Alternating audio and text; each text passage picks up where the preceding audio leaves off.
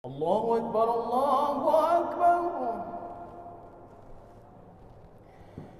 Allah. Abu Kilabah, Allah berikan juga kelebihan hamba Allah yang selalu bersyukur dengan segala keterbatasan. Abu Kilabah tidak punya dua kaki karena beliau buntu. Abu Kilabah nggak punya dua tangan karena tangannya buntu. Asyhadu an la ilaha illallah. Bismillahirrahmanirrahim. Assalamualaikum warahmatullahi wabarakatuh. Alhamdulillahirabbil alamin. Alladzi an'ama kulla 'abdin bi ni'amin faman zakarahu fahuwa dzakirun faman syakarahu fahuwa syakirun wa man kafarahu fahuwa mu'adzibun. Asyhadu an la ilaha illallah wahdahu la syarikalah wa asyhadu anna Muhammadan abduhu wa rasuluh. Allahumma salli wa sallim ala hadha nabiyil karim wa ala alihi wa sahbihi wa man tabi'ahum bi ihsanin ila yaumiddin, amma ba'd. Yang saya muliakan Ketua BKM beserta Imam Rawatib Masjid Ar-Rahman Kampung Merduati, yang saya hormati penasehat dan pengurus BBC yang Allah muliakan, Bapak, Ibu, jamaah subuh yang hadir di rumah Allah, yang nanti dipanggil kaum muslimin dan kaum muslimat untuk panggilan jamaah, memudahkan kita untuk saling mengingatkan. Baik jamaah yang Allah muliakan, di awal tausiah kita, mari senantiasa kita mensyukuri nikmat-nikmat yang Allah berikan. Yang pertama, Allah bangunkan kita di pagi hari ini penuh dengan kesehatan. Dan yang kedua, Allah hadirkan kita di rumah Allah Subhanahu wa ta'ala untuk tunaikan fardu subuh berjamaah. Kita semua yang hidup berharap kehidupan kita Allah berikan kehidupan yang baik. Kita juga semua yakin dan tahu bahwa Allah Subhanahu wa ta'ala sudah memvonis kita. Apa vonisnya? Semua kita akan meninggal dunia. Dan kita pun juga berharap tak kala Allah wafatkan kita, kita pun wafat dalam keadaan husnul khatimah. Maka di antara misi dan tujuan dari gerakan BBC ini adalah supaya kita jamaah BBC, jamaah subuh ini, Allah berikan kehidupan yang baik dan Allah wafatkan kita dalam kehidupan dan wafat juga yang husnul khatimah. Jamaah ketahuilah bahwa baginda Rasulullah menyampaikan dalam sebuah hadis, Imam At-Tirmizi meriwayatkan hadis ini dari sahabat Ibnu Abbas radhiyallahu anhuma.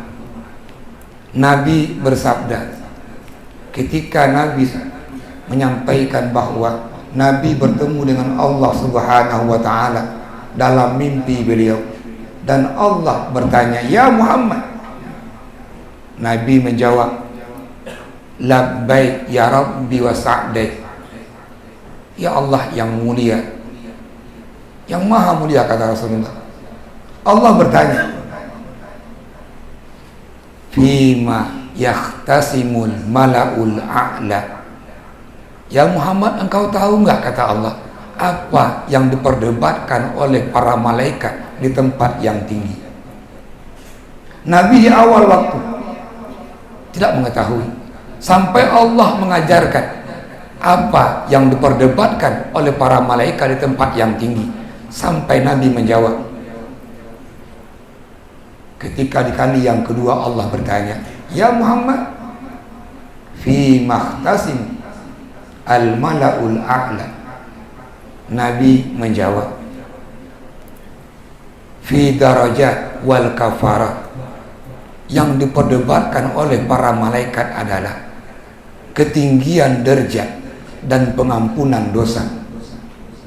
Maka Nabi sampaikan ke sebuah dan 3 buah amal sebuah hadis ini dengan 3 amalan ini. Yang pertama, kita akan diberikan kehidupan yang baik. Yang kedua, kita akan diwafatkan dalam keadaan husnul khatimah. Dan yang ketiga, Allah ampuni dosa-dosa kita seperti bayi dilahirkan kembali. Maka 3 amalan itu yang Nabi ajarkan adalah, yang pertama, naqlul aqdami ilal jamaah, melangkahkan kakinya untuk sholat jamaah. Maka orang-orang yang melangkahkan kakinya untuk sholat jamaah, yang pertama adalah Allah berikan kehidupan yang baik, Allah berikan kematian yang husnul khatimah, dan Allah berikan pengampunan dosa. Yang kedua, wa isbagul wudu fil makruhat, menyempurnakan wudunya walaupun kondisi dalam kondisi sakit, namun orang ini menyempurnakan wudunya. Dan yang ketiga, yang paling pokok lagi adalah intizarus shalah ba'da shalah, menunggu waktu sholat dari satu sholat ke sholat yang lainnya. Maka inilah yang Pak menyampaikan di awal tadi. Kenapa ada BBC? Kenapa ada Zul Arafah? Ada gerakan subuh? Karena kita kepingin bahwa umat muslim yang ada di Banda Aceh ini dan di Aceh seluruhnya, Allah berikan kehidupan yang baik, dan Allah berikan kematian yang baik, dan Allah ampuni dosa-dosanya. Dan pagi hari ini Bapak Ibu, alhamdulillah kita dapat amalkan 3 amalan ini. Yang pertama tadi, melangkahkan kakinya ke rumah Allah. Yang kedua, menyempurnakan wudhu kita. Yang ketiga, menunggu waktu sholat dari satu sholat ke sholat selanjutnya. Tinggal yang keempat yang Nabi katakan, fal yuhafid alaihinna, apa? Untuk selalu menjaganya. Maka orang-orang menjaga 3 tadi, maka disampaikan 3 kemuliaan ini. Jemaah subuh yang Allah muliakan, selanjutnya salawat dan salam kita kirimkan ke baginda Rasulullah SAW. Nabi, sosok yang wajib kita cintai, dan iman kita nggak sempurna kecuali dengan mencintai Rasulullah. Maka dalam masa kita hari ini, mencintai Rasul yang tepat adalah yang pertama, mengamalkan apa-apa yang Nabi ajarkan, dan yang kedua, meninggalkan larangan-larangan Rasulullah. Jamaah yang Allah muliakan, di pagi yang singkat ini saya ambil tausiah subuhnya mengawali dengan sebuah kisah sahabat. Semoga nanti kita bisa mengambil ibrah, mengambil nilai dari kisah sahabat ini. Seorang sahabat namanya Abu Kilabah. Dalam ilmu isnad hadis, Abu Kilabah sering mengambil hadis dari sahabat Anas bin Malik, dan juga dari sahabat Ibnu Abbas radhiyallahu anhuma. Maka dalam ilmu hadis, dalam ilmu sanad, kita akan menemukan nama Abu Kilabah ini setelah nama Ibnu Abbas atau setelah nama Anas bin Malik. Dalam kitab Al-Thiqat punya Imam Ibnu Hibban menyampaikan bahwa Imam Bukhari mengambil 60 hadis yang sahih dari Abi Kilabah. Imam Muslim mengambil hadis 46 hadis sahih dari Abi Kilabah. Dan Allah berikan kemuliaan ke Abi Kilabah dengan umur yang panjang sampai 104 tahun. Abu Kilabah Allah berikan juga kelebihan hamba Allah yang selalu bersyukur dengan segala keterbatasan. Abu Kilabah tidak punya dua kaki karena beliau buntung. Abu Kilabah nggak punya dua tangan karena tangannya buntu. Maka Imam Ibn Hibban sampai ke dalam kitab Al-Fiqh, seorang tabi'in namanya Abdullah bin Muhammad, diceritakanlah bahwa tak kala pasukan kaum muslimin sampai di Iris. Iris ini perbatasan kota dengan Mesir. Abdullah bin Muhammad keluar untuk memeriksa perbatasan kota dan menemukan ada sebuah tenda kecil. Ketarikan Abdullah bin Muhammad ingin tahu siapa yang ada dalam tenda itu. Maka Abdullah bin Muhammad mendekati tenda itu. Namun tak kala Abdullah bin Muhammad dekat dengan tenda, dia mendengar di dalam tenda ada orang berdoa. Doanya adalah Allahumma auzi'ni hamdan, auzi'ni an ahmada hamdan ukabi'u bihi syukra ni'matik. Ya Allah, berikan saya kesempatan agar selalu memujimu ya Allah. Dengan memuji tadi saya dapat mensyukuri nikmat-nikmatmu yang telah engkau berikan kepadaku. Waqad faddaltani ala kathirin mimma khalaqta tabdila. Dan saya, kata orang itu, ya Allah, sudah engkau muliakan dari berbagai macam makhluk yang engkau ciptakan. Doa inilah yang menarik perhatian Abdullah bin Muhammad. Abdullah bin Muhammad minta izin masuk dengan assalamualaikum. Disambutlah dengan salam oleh Abi Kilabah, yang membuat lagi Abdullah bin Muhammad terkejut. Orang ini selalu memuji Allah, mensyukuri Allah. Di hadapan Abdullah bin Muhammad, beliau melihat Abi Kilabah tidak punya dua tangan, tidak punya dua kaki, bahkan matanya pun nggak dapat melihat dengan jelas, telinganya pun nggak dapat mendengar dengan jelas. Muncullah dua pertanyaan dalam dirinya Abdullah bin Muhammad, karena beliau nggak tahu siapa ini. Kata Abdullah bin Muhammad, ya Syekh, tadi saya mendengar engkau berdoa. Kembali Abdullah Muhammad mengucapkan doa ini, Allahumma auzi'ni an ahmad hamdan ukafi'u bihi syukran ni'matika allati an'amta alayya. Pertanyaan yang pertama adalah, nikmat yang mana yang engkau syukuri? Engkau gak punya kaki, engkau gak punya tangan, bahkan indera pendengaran, indera penglihatan gak sempurna. Pertanyaan yang kedua dari Abdullah bin Muhammad adalah, engkau katakan bahwa ya Syekh, engkau Allah muliakan dengan kemuliaan. Kemuliaan yang mana yang Allah berikan kepadamu? Jemaah subuh yang Allah muliakan.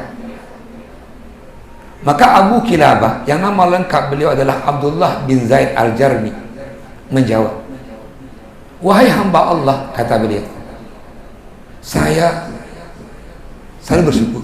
Kenapa? Allah tidak kirimkan petir atau halilintar yang dapat membakar saya. Allah enggak kirimkan air laut yang naik yang akan menenggelamkan saya. Allah enggak kirimkan gunung yang longsor yang akan menimbun saya. Allah enggak kirimkan gempa yang membelah bumi ini yang akan menelan saya.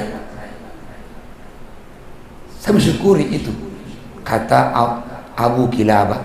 Maka bapak, ibu, Nabi jelaskan, man asbaha mu'minan, orang yang Allah bangunkan di pagi hari dengan aman, wa mu'afan fi jasadi, tubuhnya itu Allah berikan kesehatan, walahu qutu yaumi, dia punya makanan pokok untuk hari itu, Kata Rasulullah, wahidat lahu dunia, Allah kumpulkan dunia untuk orang itu. Artinya apa? Kita tidak ada bencana alam, kita tidak ada perperangan, kita bangun dengan aman. Maka inilah disyukuri oleh Abi Kilabah. Dan yang kedua kata Abi Kilabah, Allah muliakan saya, Allah muliakan saya, Allah berikan saya dengan lidah. Dengan lidah itu saya dapat bersyukur. Jamaah subuh yang Allah muliakan, karena di hadapan Abu Kilabah ada sahabat Abdullah bin Muhammad yang dua-dua saling gak kena. Kata Abu Kilabah, wahai sahabat, engkau dah datang ke tempat saya, kalau boleh saya minta bantu, maukah engkau membantu saya? Kata Abdullah bin Muhammad, ya Syekh, apa yang bisa saya bantu? Saya akan bantu. Karena Nabi ajarkan kita, man kana fi hajati akhi wallahu fi hajati. Barang siapa yang memenuhi kebutuhan saudaranya, maka Allah akan penuhi kebutuhan-kebutuhannya. Nabi pernah ditanya oleh para sahabat, ayun nasi afdal, siapa manusia yang paling mulia? Maka Nabi menjawab, afdalun nas wa ahabbahu ilallah anfa'un nas. Orang yang paling mulia dan Allah cintai adalah orang yang bermanfaat bagi muslim atau orang lainnya. Nabi juga pernah ditanya, ayu amali ahabbu ilallah, amalan apa yang paling Allah cintai? Nabi pun juga pernah menjawab. Apa kata Nabi? Sururun tudkhiluhu ala kulli mu'min, kebahagiaan yang engkau masukkan kepada orang lain. Atau dalam bahasa lain, membahagiakan orang lain. Artinya Nabi ajarkan kita di antara cara mendapatkan kebahagiaan hidup, bahagiakan orang lain.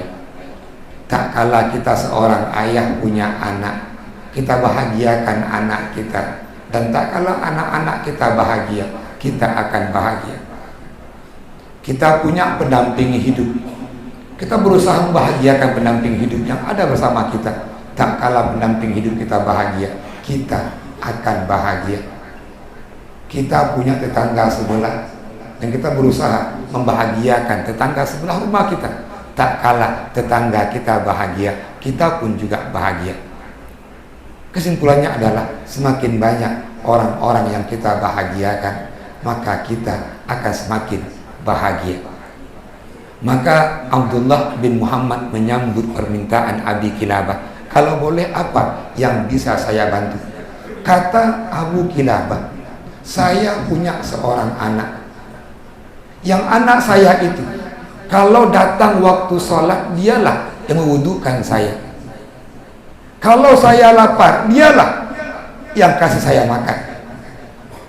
Kalau saya minum, dialah yang menyuapi minuman saya. Namun sudah 3 hari ini, kata Abi Kilabah, anak saya belum kembali. Kalau boleh saya minta bantu kepada engkau, kata Abi Kilabah, untuk mencari anak saya. Maka Abdullah bin Muhammad minta izin untuk mencari anaknya Abi Kilabah. Berangkatlah Abdullah bin Muhammad. Belum jauh meninggalkan tenda, beliau menengok ada tumpukan tanah, dan itu bekas orang diterkam oleh binatang buas atau dimakan oleh binatang buas. Abdullah bin Muhammad yakin bahwa anaknya Abi Kilabah sudah diterkam, dimakan oleh binatang buas. Beliau kembali ingin menyampaikan ke Abi Kilabah, hanya saja beliau enggak tega untuk menyampaikan anaknya penumpang hidup ayahnya selama ini, karena ayahnya enggak bisa apa-apa. Anak inilah yang menyuapi ayahnya, yang memberikan minum ke ayahnya, memberikan kehidupan ke ayahnya. Namun anak itu sudah meninggal dunia. Dalam hati Abdullah bin Muhammad, bagaimana cara menyampaikannya? Teruslah Abdullah melangkah kembali ke tenda. Dan beliau ingat kisah Nabi Ayub alaihissalam. Tak kala beliau salam kembali, kata Abi Kilabah, bukankah engkau tadi yang datang ke saya? Kata Abdullah bin Muhammad, ya benar. Nah, bagaimana berita anak saya? Abdullah bin Muhammad enggak langsung menjawab, ya Syekh, apakah engkau pernah mendengar kisah Nabi Ayub alaihissalam yang Allah uji dengan kemiskinan dan penyakit? Kata Abi Kilabah, pernah. Bagaimana Nabi Ayub menghadapinya? Nabi Ayub selalu bersabar, memuji Allah dan bersyukur kepada Allah. Kata Abdul Muhammad, ya Syekh, Nabi Ayub enggak hanya diuji dengan kemiskinan dan penyakit. Nabi Ayub juga diuji, ditinggalkan oleh karib kerabatnya, dikucilkan orang lain. Betul kata Abi Kilabah. Kembali Abdullah bin Muhammad bertanya, bagaimana Nabi Ayub menghadapinya? Nabi Ayub sabar.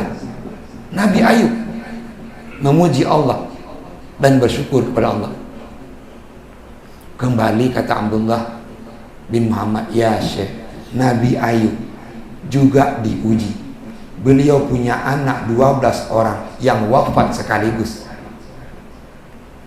Bagaimana Nabi Ayub menghadapinya? Kata Abi Kilabah, tetap Nabi Ayub sabar, memuji Allah dan terus bersyukur. Kata Abi Kilabah, tolong sampaikan apa maksudmu? Kata Abdullah bin Muhammad, ya Syekh, anandamu yang engkau suruh cari dengan saya sudah wafat, ya Syekh.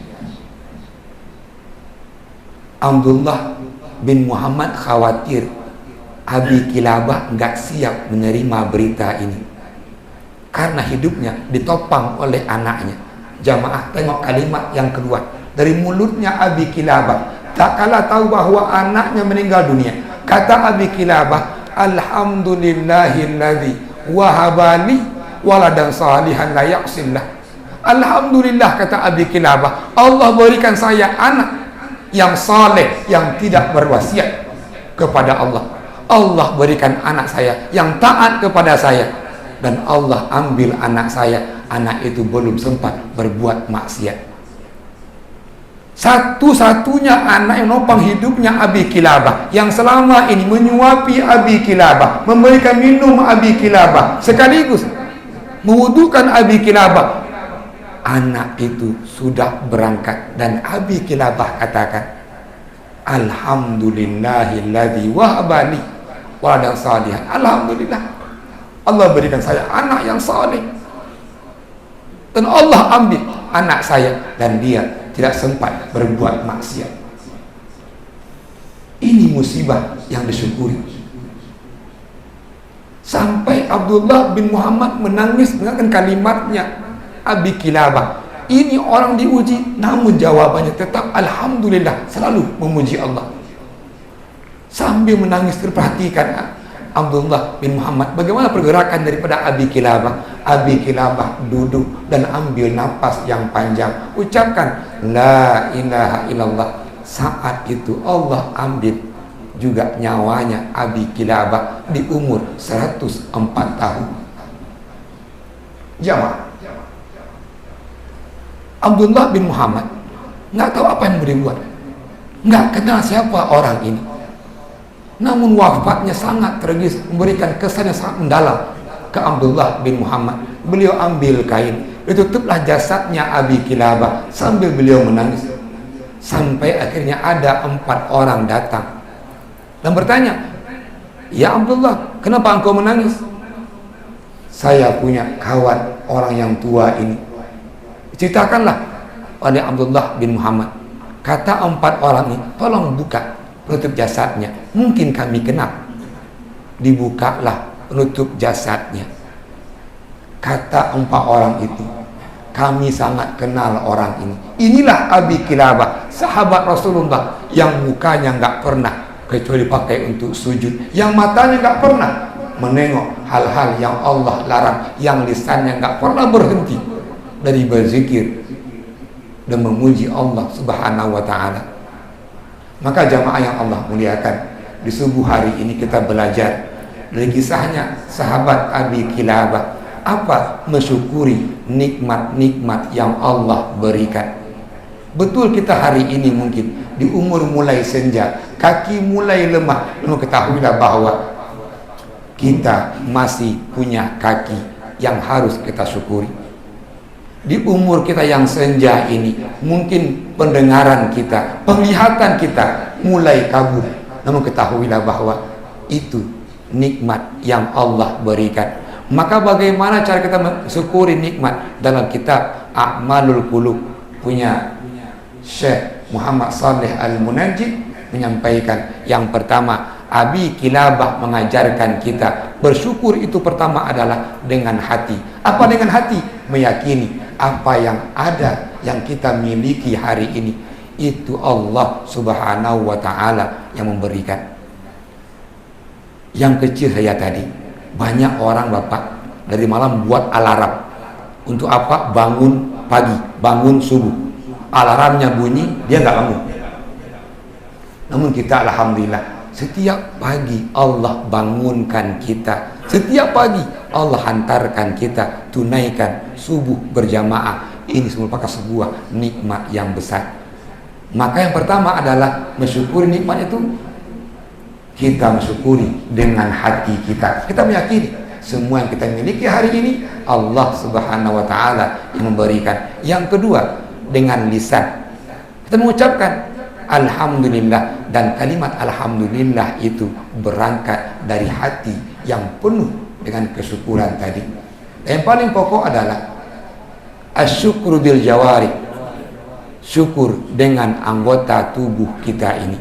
Allah berikan kita kaki kita bawa ke masjid. Allah berikan kita ini tangan kita bawa ke masjid. Singkatnya bahwa semua nikmat-nikmat Allah ini kita gunakan untuk mentaati Allah Subhanahu wa Ta'ala. Inilah makna dari hakikat bersyukur itu. Maka tak kala kita sudah bersyukur, apa yang kita dapatkan? Yang pertama, tak kala kita sudah mampu bersyukur, maka kita bebas dari azab Allah. Bukankah Allah menyampaikan, la in syakartum la azidannakum wa la in kafartum inna azabi lasyadid. Maka orang-orang bersyukur, Allah bebaskan dari azab Allah. Dan yang kedua, tak kala kita bersyukur, janji Allah, la azidannakum, Allah pasti menambahnya. Tak kala kita mensyukuri nikmat sehat, Allah akan nambah sehat kita. Tak kala kita bersyukur, maka buah syukur itu adalah Allah akan menjaga nikmat-nikmat yang sudah Allah berikan. Namun tak kala ada orang Allah berikan nikmat dan dia nggak mau bersyukur, Allah akan mencabut nikmat itu. Suatu ketika Nabi sampaikan cerita depan para sahabat. Ini hadis rawi Imam Bukhari, Imam Muslim dengan sanad yang sahih. Ada 3 orang Bani Israel kata Rasulullah, dan 3 orang ini, yang pertama Abras. Apa Abras? Sudah hidupnya miskin dan dia kena penyakit kudis dan terhina dengan kudisnya. Yang kedua Akrab, udah hidupnya miskin, kepalanya botak dan dia terhina dengan botaknya. Dan yang ketiga A'ma, orangnya juga miskin dan dia dalam keadaan buta. Wa aradallahu ayyabtaliyahum yauman, Allah kepingin menguji 3 orang Bani Israel ini. Fa arsala ilaihim malakat, maka Allah kirimlah malaikat. Dalam sarahnya malaikat yang Allah kirim, Jibril alaihissalam. Fa'atal abras, malaikat Jibril datanglah ke orang yang miskin yang dia kena penyakit kudis. Maka pertanyaan malaikat Jibril ke orang ini, ayu syai'in ahabu ilaik, apa yang paling engkau sukai dan senangi, atau apa yang paling kau inginkan? Kata orang ini, kalau boleh saya diberikan kulit yang bagus dan bebas dari penyakit kudis ini. Maka malaikat Jibril mengusaplah kulit orang ini. Seizin Allah, penyakit kudisnya hilang dan kulitnya menjadi bersih. Kembali Jibril bertanya, ayyumal ahabu ilaik, harta apa yang paling kau senangi? Kata orang ini, al-ibil, kalau boleh saya diberikan unta. Fa'utiya naqah musyara, diberikan dia unta yang bunting, yang dekat melahirkan. Yang kedua, kembali Jibril alaihissalam datanglah ke orang yang akrab, yang tadi kepalanya botak. Sama pertanyaannya, apa yang paling kau inginkan? Kata Rasulullah, kata malaikat Jibril, kata orang ini, kalau boleh saya rambutnya ditumbuhkan dan bagus rambut saya. Diusaplah kepalanya oleh malaikat Jibril, izin Allah, tumbuhlah rambutnya dan bagus. Kembali Jibril bertanya, apa harta yang paling engkau inginkan? Kata orang ini, kalau boleh saya diberikan lembu. Diberikan dia lembu yang bunting juga, Baqarah hamilah. Di kali yang ketiga malaikat Jibril datang ke orang yang buta, dan pertanyaannya sama, apa yang paling engkau inginkan? Kata yang buta ini, ini basari, kalau boleh Allah kembalikan penglihatan saya. Diusaplah wajahnya oleh malaikat Jibril, maka orang ini mampu kembali melihat. Dan kembali Jibril bertanya, harta apa yang paling engkau senangi? Kata orang ini, kalau boleh diberikan kambing. Jemaah subuh yang Allah muliakan, seiring waktu 3 orang ini menjadi orang kaya raya. Yang tadi diberikan dia unta, untanya beranak pinak, 1 lembah unta milik dia. Yang tadi diberikan dia 1 ekor lembu, lembunya beranak pinak, dan 1 lembah lembu milik dia. Begitupun yang diberikan tadi kambing, kambingnya punya anak, dan 1 lembah kambing itu milik dia. Nah, inilah ujiannya. Fa'arsalallahu ilaihi, kembali Allah mengirim malaikat tadi ala suratil miskin, dalam bentuk manusia yang miskin. Datanglah Jibril pertama ke orang yang punya dulu penyakit kulit, yang punya unta. Kata Jibril, qata'tul jibal an jibal, saya ini musafir Pak, bergunung-gunung saya lewati, dan mungkin saya nggak kuat lagi untuk sampai ke tujuan saya kecuali seizin Allah dan bantuan Bapak. Kata orang Bani Israel yang punya unta ini, apa yang bisa saya bantu? Kata orang ini, kalau boleh Pak, saya minta 1 ekor untanya. Kata orang punya unta ini, namun ketahuilah bahwa setiap unta itu ada harganya. Bayar dulu, baru ambil untanya. Kata mereka Jibril, namun saya nggak punya uang untuk bayarnya. Namun saya kalau nggak salah, kata Jibril, ingatkan orang ini, dulu bapak ini orang yang miskin dulu bapak ini orang yang punya penyakit kulit, Allah berikan harta dan Allah sembuhkan penyakit bapak. Nyokot, kata malaikat Jibril. Kata orang ini, la warastu an kabirin. Ini unta yang banyak ini, kata orang itu, warisan urinci dulu. Kata malaikat Jibril, idza kunta kadiban, kalau engkau bohong, sayyarakallahu ila ma kunta, Allah akan kembalikan kamu ke seperti yang dulu. Ternyata orang ini bohong, karena nggak mau bersyukur nikmat unta yang banyak tadi. Allah sembuhkan penyakitnya, 1 persatu untanya itu mati sampai habis semua untanya, dan dia kembali kena penyakit kudis.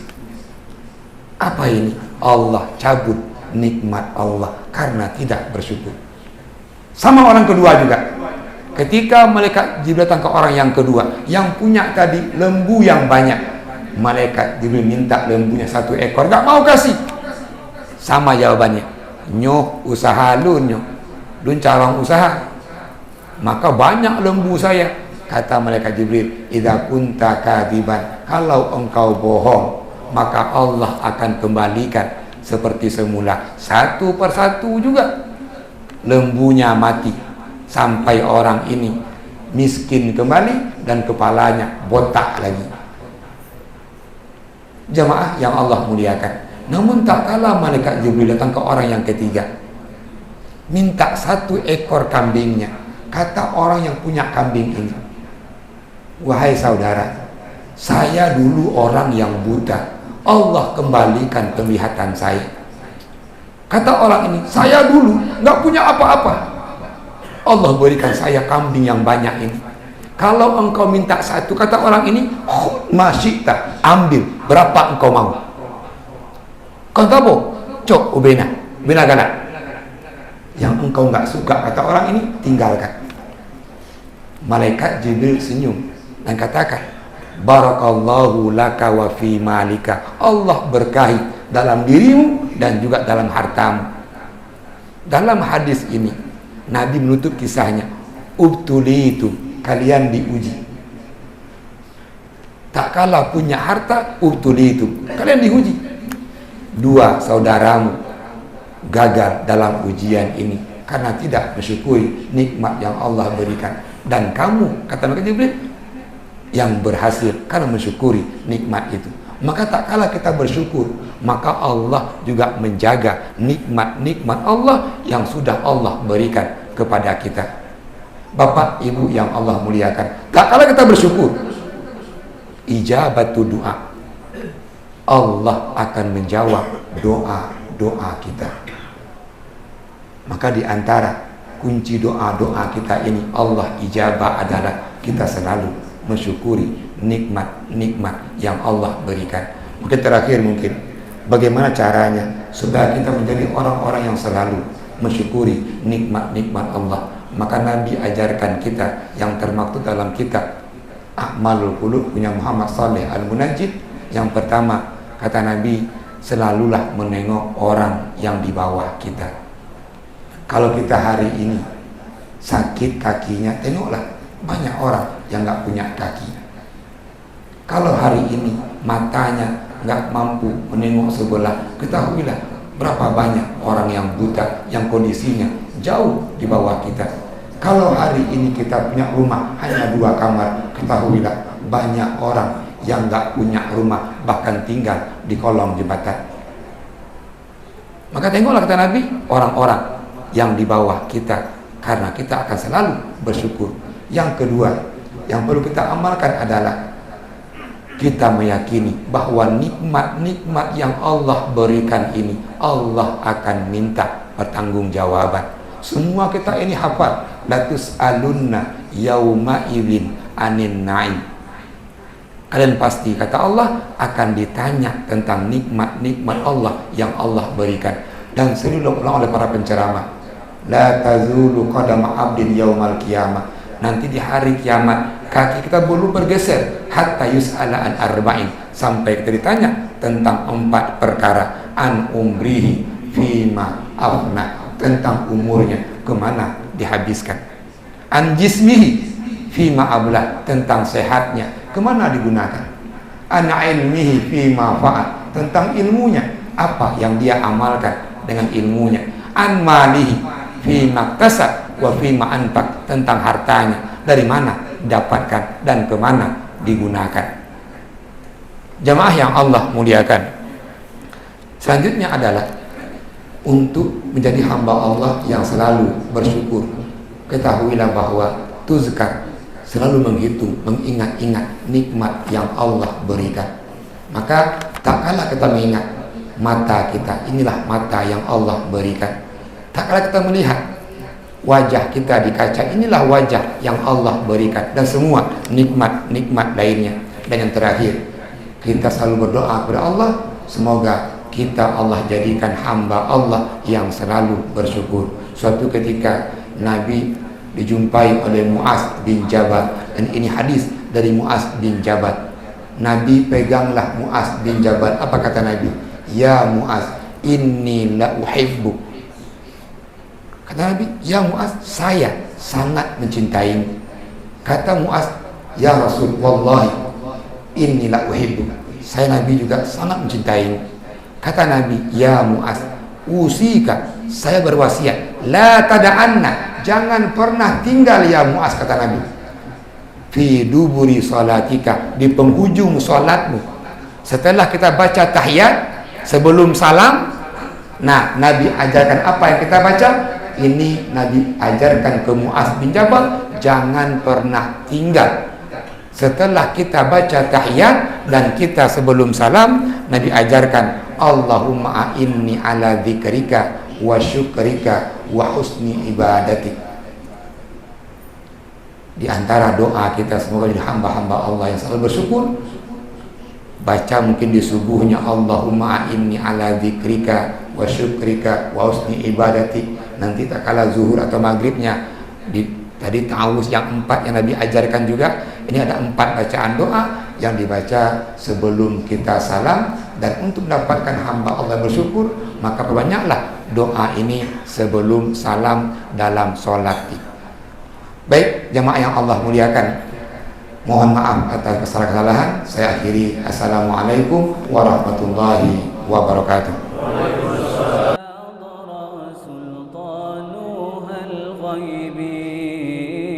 أنت إمام الحاضرة سلطانها الغيب يا أيها النبي الله